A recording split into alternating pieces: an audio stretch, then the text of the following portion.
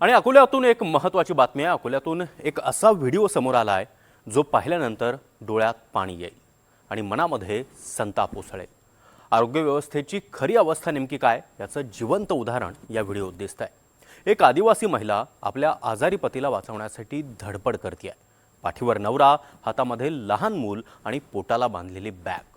अशा अवस्थेत ती महिला रुग्णालयात मदतीसाठी इकडे तिकडे भटकताना दिसते आहे। अविश्वसनीय म्हणजे इतक्या मोठ्या शासकीय रुग्णालयामध्ये तिला ना व्हीलचेअर मिळाली ना स्ट्रेचर।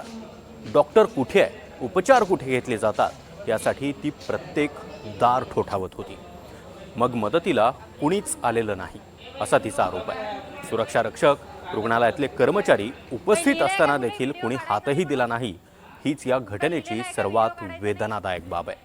हे रुग्णालय आहे की लोकांना मरण्यासाठी सोडून देण्याचं ठिकाण, असा संतप्त सवाल आता नागरिकांकडून विचारला जातो आहे। आणि सर्वात महत्त्वाचं म्हणजे या संपूर्ण प्रकरणावर रुग्णालय प्रशासनानं हा व्हिडिओ AIचा देखील असू शकतो असं उत्तर दिलं होतं।